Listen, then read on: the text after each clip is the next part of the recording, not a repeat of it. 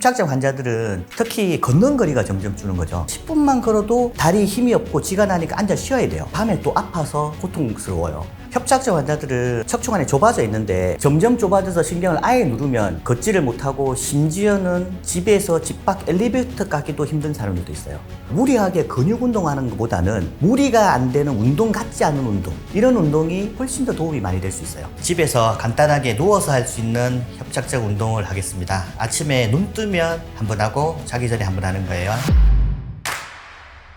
안녕하십니까. 참잘암 한방병원 이상호 병원장입니다. 저희 참잘암 한방병원은 척추 관절을 주로 치료하고 있으며 유튜브 참잘암 채널을 운영하니까 많은 방문 부탁드립니다. 척추관 협착증은 허리 디스크는 좀 다른 병이에요. 디스크는 급성으로 생길 수도 있죠. 디스크란 게 디스크가 뒤로 인대를 밀치고 나와서 신경을 누르는 병이에요. 근데 협착증은 뭐냐고 하면 신경이 나는 구멍 자체가 좁아지는 거예요. 앞에서는 디스크가 튀어나와 누르고 뒤에서는 인대가 점점 두꺼워지는 거죠. 하수구가 쓰레기로 막히는 것처럼 서서히 진행이 돼요. 그렇기 때문에 서서히 다리 힘이 빠진다든지 양쪽이 다리가 걸을 때 저린다든지, 옛날에는 30분을 걸었는데 10분만 걸으면 힘이 없어 주저앉는지, 이게 협착증의 전형적인 증상이에요. 보통 그리고 협착증은 디스크랑 다르게 양쪽으로 보통 같이 나는 경우가 많고, 디스크는 튀어나오면 보통 한쪽으로 오기 때문에 오른쪽이면 오른쪽 다리가 저리고 왼쪽이면 왼쪽 다리가 저리는데, 협착증은 보통 양쪽이 다 오는 경우가 훨씬 많습니다. 척추관 협착증은 보통은 별명이 시골 할머니 병이에요. 왜냐? 이게 꼬부랑 할머니 병 있잖아요. 협착증은 진행이 되면 신경이 나는 구멍이 점점 좁아지기 때문에 사람들이 자연스럽게 허리를 굽혀요. 굽히면 좀 더 편하다고. 그렇기 때문에 허리가 점점점 구부러지는 거죠. 시골에 계시는 분들 중에 지판이고 다니시는 분들은 대부분 협착증이 진행이 돼서 그렇게 되는 겁니다. 점점 좁아져서 신경을 아예 누르면 걷지를 못하고 심지어는 집에서 집 밖 엘리베이터 가기도 힘든 사람들도 있어요. 또 밤에 자다가 양쪽 다리로 저리고 쥐가 나서 잠도 못 자는 경우가 많아요. 협착증 환자들은 척추관이 좁아져 있는데 이게 좀 더 좋아지려고 하면 피 공급이 좋아져야 돼요. 그러니까 협착증이 생기는 원인 중에 가장 큰 게 혈액 공급이 우열이 돼서 피 공급이 떨어지기 때문에 증상이 생기는 거예요. 근데 천천히 걸으면 근육이 살랑살랑살랑 움직이죠. 그러면서 피 공급이 점점 좋아지는 거예요. 오히려 무리하게 근육 운동하는 것보다는 물속에서 걷는다든지 가볍게 수영한다든지 가볍게 걷는다든지 무리가 안 되는 운동 같지 않은 운동, 이런 운동이 훨씬 더 도움이 많이 될 수 있어요. 걷는 자세랑 걷는 시간이랑 걷는 땅의 상태, 이 환경이 되게 중요해요. 그럴 때 우선은 가슴을 펴고 걷는다 생각해야 돼요. 왜냐하면 자연스럽게 협착증 환자는 구부러지면 편하기 때문에, 습관적으로 구부러지기 때문에 아프지 않은 정도로 가슴을 편 상태에서 걷고, 특히 걸을 때 숙여서 고개가 빠진 자세로 걸으면 되게 좋지가 않고, 요추 같은 경우면 전만을 시키는 게 중요한데 협착증 환자들은 사실 이게 문제인 경우가 많기 때문에 허리를 꼿꼿이 세우고 가슴을 펴고 걷는 게 중요해요. 걷는 시간은 무리하게 한꺼번에 많이 느리면 안 돼요. 30분을 보통 사람은 걸을 수 있지만 협착증 환자들은 심해지면 10분, 5분을 못 걷기 때문에 욕심 부려서 많이 걸으려고 하는 것보다는 짧게 나누어서 걷는 게 좋아요. 그 다음에 걷는 환경 같은 경우면 딱딱한 바닥보다는 잔디나 푹신푹신한 거 있는 데가 훨씬 더 좋아요. 그 다음에 평지가 훨씬 좋은 거예요. 물론 등산을 안 할 수도 있지만 올라갈 때 환자들 어떻게 되냐면 내가 많이 좋아졌나? 이렇게 돼요. 왜냐? 허리가 굽어서 올라가거든. 근데 문제는 내려올 때는 또 반대예요. 그러면 허리에 무리가 더 되기 때문에 가급적 평지를 걷는 게 좋습니다. 제일 좋은 건 물속에서 걷는 거예요. 대부분 협착증 환자들이 퇴행성 질환이기 때문에 연세도 많으시고 무릎이나 발목도 좋으신 분들이 별로 없어요. 그렇기 때문에 체중을 줄이는 게 제일 중요하고, 그 외에 물속에 있으면 부력 때문에 체중이 적게 걸리기 때문에 훨씬 걷는 게 수월해요. 수영장에서 아쿠아로빅 하듯이 왔다 갔다 걸어 다니는 거죠. 이게 사실은 협착증 환자들의 제일 좋은 운동이에요. 걷는 운동할 때 제일 조심해야 될 게 있어요. 협착증 환자들은 못 걸으면 이 두려움이 크기 때문에 억지로 참고 더 걸으려고 그래요. 근데 사실은 그렇게 하다가 증상이 더 나빠져요. 그러니까 예를 들어서 보통 사람이 30분 걷는데 아무 지장이 없잖아요. 근데 협착증 환자들은 10분만 걸어도 다리에 힘이 없고 쥐가 나니까 앉아 쉬어야 돼요. 조금 쉬고 또 걸어요. 점점 거리가 짧아지죠. 이렇게 되면 당일날 밤에 또 아파서 고통스러워요. 집에서 간단하게 누워서 할 수 있는 협착증 운동을 하겠습니다. 아침에 눈 뜨면 한 번 하고 자기 전에 한 번 하는 거예요. 우선은 발목 운동부터 해요. 발목 운동. 제일 중요한 게 딱 누워서 발목을 위로 제끼는 거예요. 이때 조심해야 될 건 발가락만 이렇게 제끼면 안 돼요. 발목 전체를 쭉 당겨서 90도 이상으로 종아리가 당길 정도로 해야 돼요. 그래야 뒤에 있는 수축된 근육이 풀어져요. 앞쪽 허벅지에 힘이 가는 느낌이 있어야 돼요. 이걸 한 10초 하는 거예요. 총 10회 정도 하고 한 번 할 때 10번 정도 세면 돼요. 10회가 힘들다 그러면 5번 정도 하고 피곤하지 않고 아프지 않을 정도까지만 하면 돼요. 한 번 더 하겠습니다. 당겨서 90도에 당기고, 이때 배꼽에 힘을 꽉 주는 느낌이 해야 돼요. 엉덩이로도 힘을 꽉 주는 느낌이 있으면 더 좋아요. 이게 아무것도 아닌 것 같죠? 근데 협착증 환자인데 되게 좋아요. 똑같은 자세에서 허벅지 앞쪽으로 드는 거예요. 들어서 오른쪽 다리로 당기는 거예요. 고관절의 가동성이 더 좋아지는 거죠. 협착증 환자들은 움직임이 짧기 때문에 고관절의 가동성이 좀 떨어져요. 이렇기 때문에 쭉 당겨주는 거예요. 반대쪽 다리는 펴는 게 제일 좋고, 펴는 게 힘드신 분들은 구부려도 괜찮아요. 근데 펴는 게 더 좋고, 다리로 쭉 길게 당겨줘서 엉덩이랑 허벅지 뒤쪽 근육이 늘어지게 느끼는 거예요. 반복적으로 좌우로 한 5번씩 하면 될 겁니다.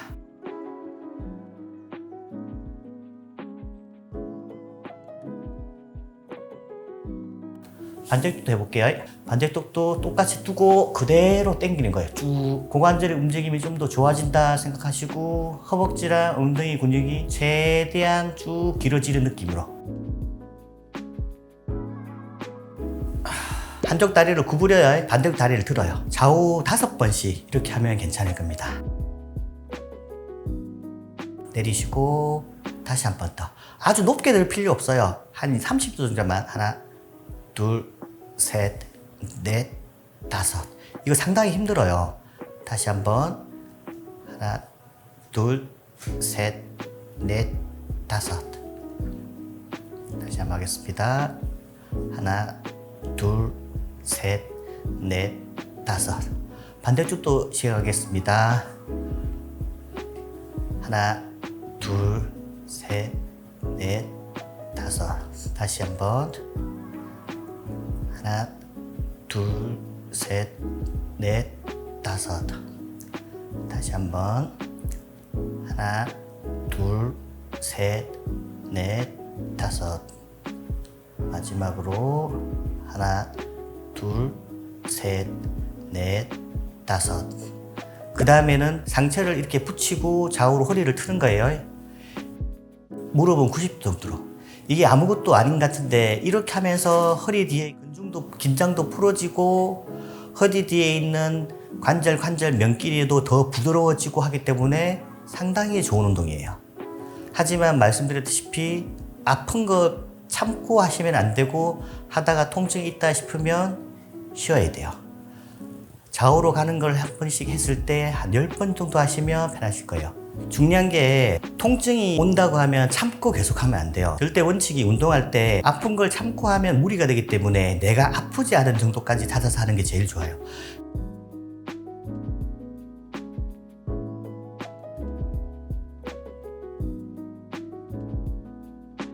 엎드린 자세에서 바닥에 딱 붙어서 몸을 밀착된 상태에서 뒤로 다리를 들어요.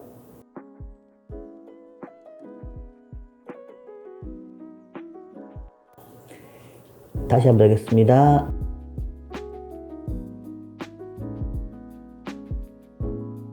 이렇게 하면서 뒤에 있는 척추를 지지하는 근육과 엉덩이 근육이 더 강화됩니다. 상당히 복근보다 힘들어요. 무릎이 구부러지면 안 되고 고관절을 뒤로 당긴다 생각하고 하시면 돼요. 통증이 있으면 참으시면 안 되고, 양쪽 번갈아서 했을 때 5번 정도 하시면 괜찮을 겁니다.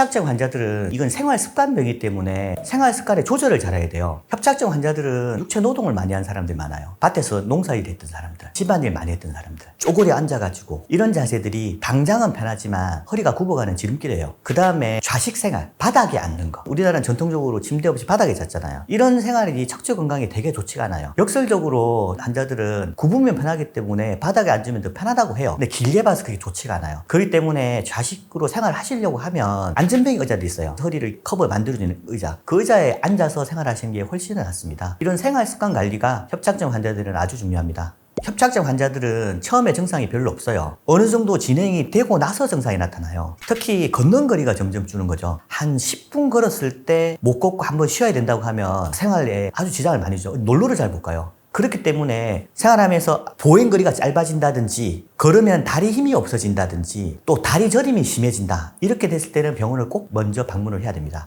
협착증은 걷는 게 진짜 불편해서 도저히 생활을 하는 게 안 되겠다 하지 않는 한 가급적 보존적 치료를 해서 수술을 하지 않고 관리하는 게 훨씬 낫습니다. 이걸 빨리 수술한다고 해서 나중에 재발하지 않는다는 보장도 없고 습관병이기 때문에 다시 또 생길 수도 있어요. 그렇기 때문에 당장 빨리 이 해결책을 찾는 것보다는 내가 생활 습관도 관리하고 통증도 줄여가면서 이렇게 관리하는 게 훨씬 더 좋습니다.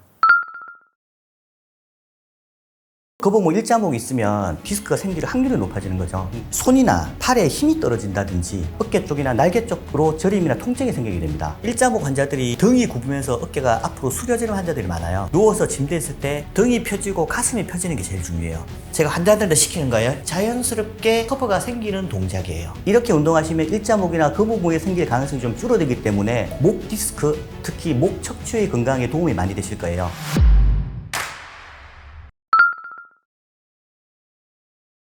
요즘에는 생활 패턴이 많이 바뀌었어요. 이전보다 스마트폰이나 노트북을 많이 사용하기 때문에 목 환자들이 훨씬 많이 늘고 있어요. 특히 일자목 거북목 같은 경우는 목이 앞으로 빠져서 생기는 거예요. 대표적으로 보면 이 스마트폰 제일 안 좋은 게 양손으로 하는 거예요. 이렇게 되면 어깨가 좁아지면서 하는 거고 노트북 이런 생활 패턴 때문에 이전 한 10년, 20년보다 훨씬 거북목, 일자목 환자들이 많이 늘었습니다. 목통이 생기는 특혜는 두 가지죠. 근육성으로 자다가 목이 삐끗했다든지 이런 경우 있죠. 보통 낙짐이라고 하죠. 그것 때문에 생길 수도 있고 아니면 신경이나 염증 때문에 생길 수도 있어요. 이 두 가지로 크게 나눌 수 있죠. 거북목, 일자목이 있으면 목이 한 5kg쯤 돼요. 옆으로 봤을 때 진짜 커버를 가져야 돼요. 그러면 쿠션 역할을 해야 되는데 목이 이렇게 서 있으면 체중 분산을 못해요. 앞으로 약간 빠지죠. 그렇기 때문에 뒤에 있는 근육이 항상 긴장되기 때문에 목 뒤의 통증이나 특히 뒷머리의 두통을 많이 호소하게 됩니다. 거북목, 일자목이 오래되면 디스크 유병률이 높아져요. 이 유병률이 뭐냐면 디스크가 생길 확률이 높아지는 거죠. 체중 분산을 못한 상태에서 오래 있으면 당연히 머리가 이 디스크로 가는 압력이 높아져요. 그렇게 되면 일반 사람들보다 훨씬 디스크가 발생할 확률이 높은 거예요. 목 디스크가 있으면 근육통이랑 다른 게 목 디스크는 목에서 팔로 신경이 내려가기 때문에 그 부분이 눌리면 그에 따라서 팔이나 어깨 쪽이나 날개 쪽으로 저림이나 통증이 생기게 됩니다.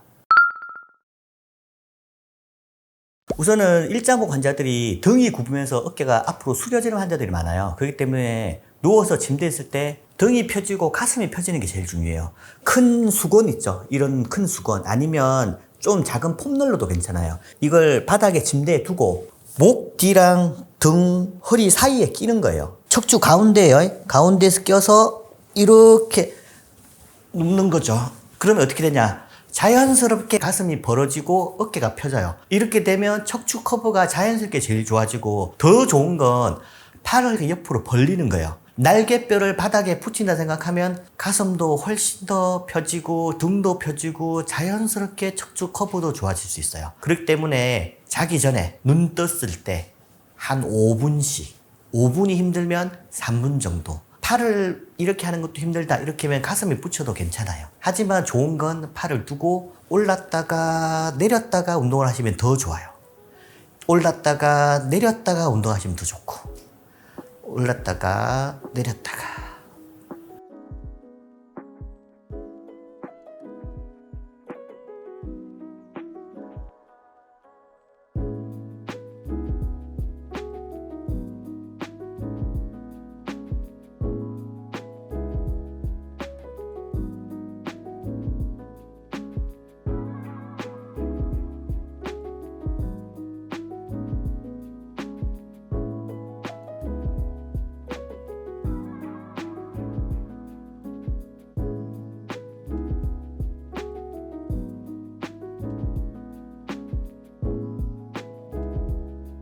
그 다음에는 목을 뒤로 제끼는 게 제일 중요해요. 그렇기 때문에 평소에 걸을 때도 땅을 보는 게 아니라 하늘을 보고 걷는 거예요. 시선을 멀리. 누울 때도 시선이 위로 제끼는 게 제일 중요하죠. 이게 침대면 똑바로 누웠을 때 제가 한자한테 시키는 거예요. 머리카락 끝나는 부분 있죠. 머리카락 끝나는 부분이 딱 걸리고 시선은 어디로 가냐. 시선은 45도 정도 돼요. 자연스럽게 일자목이 척추 커버가 생기는 동작이에요. 과다하게 구분계 펴지는 운동이죠. 이걸 침대에서 자기 전에 일어나서 시간 나는 대로 하면 돼요.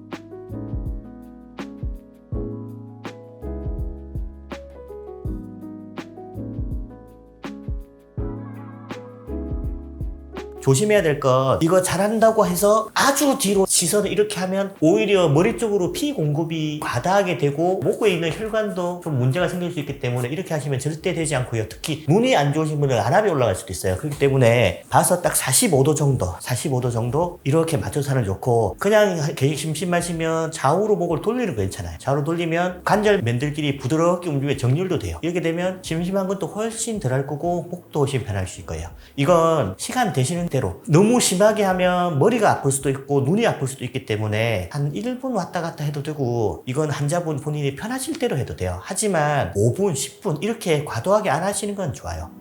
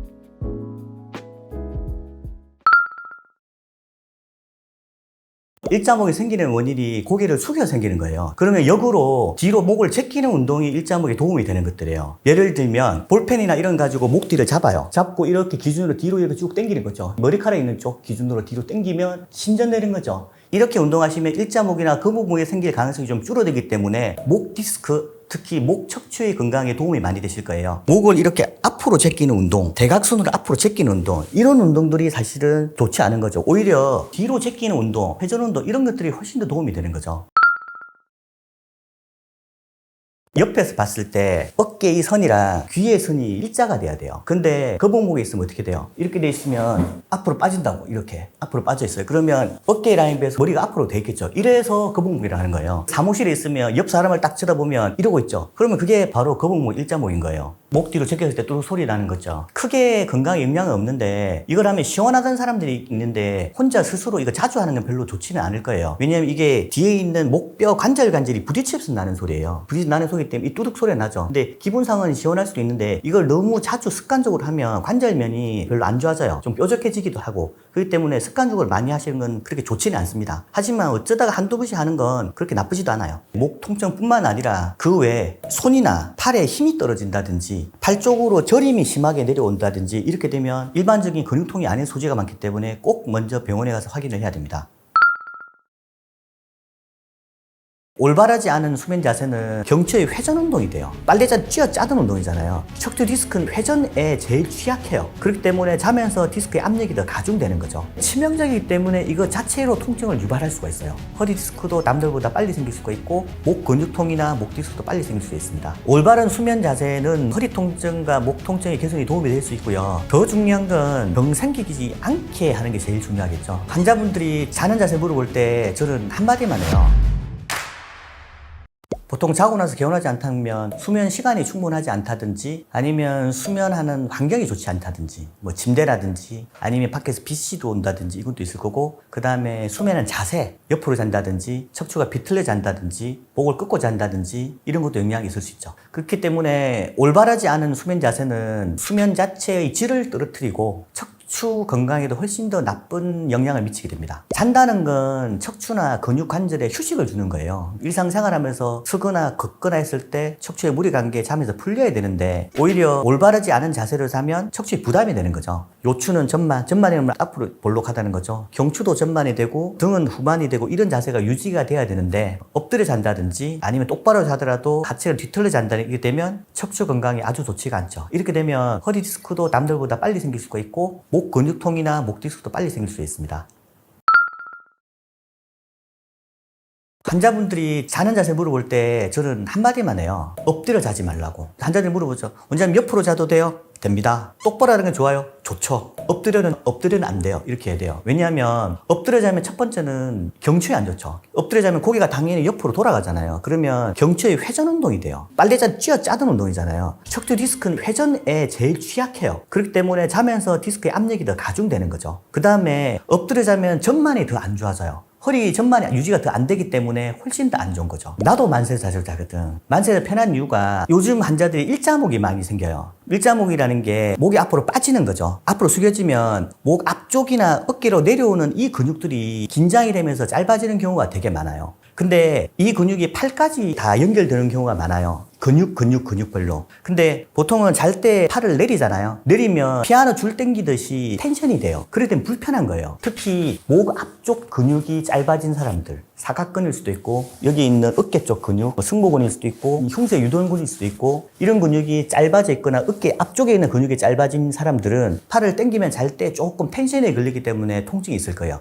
이럴 때 조금 느슨하게 들어주면 피아노 줄이 좀 느슨해지듯이 통증이 좀 덜한 거죠. 좀 불편감이 덜한 거예요. 이렇기 때문에 내가 일자목이 있다든지 목 앞쪽 근육이나 어깨 쪽 근육이 긴장이 돼서 수축이 된 사람들은 팔을 올리고 자면 훨씬 더 편할 수 있어요. 그 다음에 흉곽출구 증후군이 있어요. 이게 뭐냐면 목에서 신경이 나와서 여기 있는 쇄골뼈 밑으로 그 다음에 가슴 근육 밑으로 해서 팔로 내려가는데 여기 있는 근육이 긴장되면 여기 나온 신경을 좀 누르게 돼요. 이분들도 사실은 팔을 올리고 자면 훨씬 편해요. 이런 질병들을 의심할 수 있습니다. 제일 좋은 건 똑바로 자는 거예요. 똑바로 자면 허리 뒤가 좀 뜨죠. 잘 때 제일 중요한 건 머리 끝에서 발끝까지 체중 분산을 골고루 하는 거예요. 근데 뜬 공간이 있으면 뜬 공간 옆에 하중이 더 많이 가게 되죠. 그러니까 뜬 공간 어디예요? 허리 위에 뜨죠. 무릎 밑 뜬다고. 이게 왜 뜨냐? 요새 생활하는 사람들은 좌식으로 앉아서 생활을 많이 해요. 그러면 허리랑 골반뼈랑 다리뼈 연결된 이런 근육들이 짧아져요. 짧아지기 때문에 다리를 펴면 불편한 사람들이 많아요. 그렇기 때문에 다리 밑에 벽에를 끼면 조금 더 이완되기 때문에 통증이 덜한 거죠.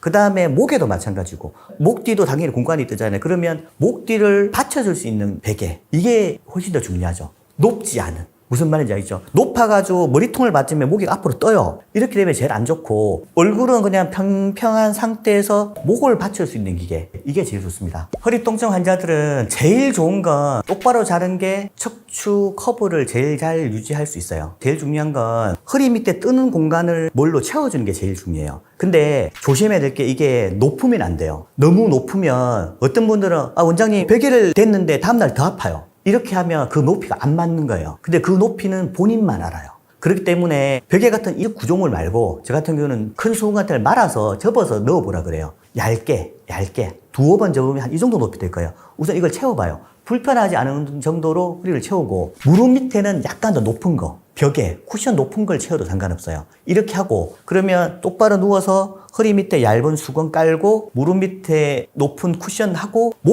목만 받칠 수 있는 게 사실은 제일 좋아요. 딱딱한 것도 필요 없어요. 필요 없이 좀 낮은 베개, 높은 베개 아니에요. 낮은 베개를 목 쪽으로 붙여서 베는 게 사실은 제일 좋아요. 그렇게 되면 허리도 받쳐주고 무릎 밑도 받쳐주고 목 뒤도 받쳐주죠. 이게 가장 이상적인 자세고, 그 다음에 옆으로 자는 것도 나쁘지 않아요. 옆으로 잘 때 조심해야 될 건, 옆으로 자면 당연히 어깨 높이가 있기 때문에 그냥 베개 안 베면 어떻게 이렇게 고개 제쳐진다고. 베개가 좀 높아야 돼요. 그 다음에 잘 때 옆으로 자면 다리 사이에 두꺼운 쿠션이 있어야 돼요. 베개가 침대에는 2개 있는 게 좋아요. 좀 큰 베개, 두꺼운 베개, 얇은 베개. 얇은 베개는 똑바로 잘 때 목에 베는 게 좋고, 쿠션 있는 큰 베개는 잘 때 옆으로 잘 때 무릎 사이에 끼고 자는 거예요. 그리고 잘 때 새우잠처럼 허리를 바짝 굽혀 자는 건 좋지 않아요. 보통 옆으로 자면 어느 정도는 다리가 구부러지게 돼 있어요. 자연스럽게. 그 정도가 괜찮은데, 어떤 사람들은 완전히 웅크리고 자는데 그건 좋지 않아요. 그렇게만 하지 않으면 머리 밑에 좀 높은 베개, 다리 사이에 두꺼운 베개 이렇게 하시면 크게 문제는 없습니다. 허리를 좀 펴고 잔다고 생각하면. 새우잠을 계속하면 요추 전만 자세랑 완전 역행되는 자세죠. 우리가 요추 전만 척추에 좀 중요하죠. 일반 사람들에게 중요한데, 이게 오래 앉아 있으면 허리가 구부러지잖아요. 구부러지죠. 앉으면 어떻게 돼요?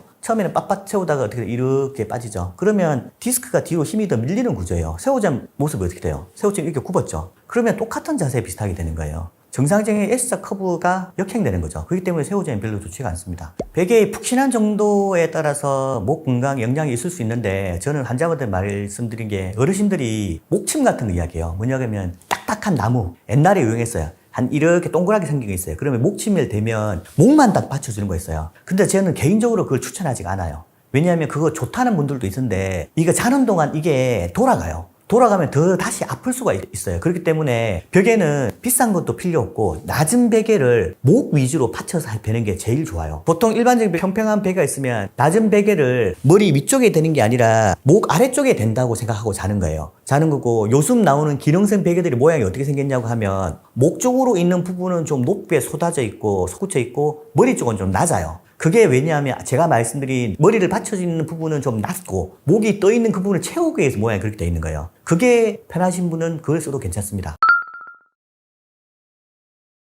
올바른 수면 자세는 허리 통증과 목 통증의 개선에 도움이 될 수 있고요. 더 중요한 건 병 생기지 않게 하는 게 제일 중요하겠죠. 왜냐하면 수면 자세가 안 좋으면 병이 없더라도 유병률이 높아져요. 이게 척추 커브도 점점 안 좋아지면 없던 디스크가 생길 수가 있고, 그러니까 지금 있는 통증을 줄이는 것도 중요하겠지만, 지금 정상으로 생활을 하시더라도 누구나 디스크나 이런 게 병이 생길 수 있으니까 올바른 수면 자세를 하시면 병이 생길 수 있는 확률을 줄여줄 수 있을 겁니다. 수면 자세가 되게 중요한데, 수면 자세에 대해서 너무 집착을 안 하시는 게 제일 좋아요. 왜냐하면 제가 환자분들한테 수면 자세 이야기하면 옆으로 자던 사람들도 똑바로 자려고 그래요. 근데 그러면 보통은 잠을 잘 못 자요. 본인은 몇십 년을 살다 보면 수면 패턴은 거의 정해져 있어요. 정해져 있기 때문에 엎드려 자는 자세만 빼고 그 사이에서 왔다 갔다 하는 거고, 두 번째, 좋은 자세로 잔다고 해도 자는 동안 몸 사람들이 움직여야, 이게 정상적인 반응이에요. 눌린 부분에 있는 근육이 피도 돌아야 되기 때문에 다 움직이기 때문에, 그렇기 때문에 어차피 자고 나면 어느 시간 지나고 나면 자세가 바뀌기 때문에 내가 자면서 불편하지 않고 나쁘지 않은 자세만 하면 되게 좋아요. 그 다음에 말씀드리고 싶은 건, 침대를 좋은 거 써야 돼요. 왜냐? 침대가 오래돼서 꺼지면 전만에 치명적이기 때문에 이거 자체로 통증을 유발할 수가 있어요.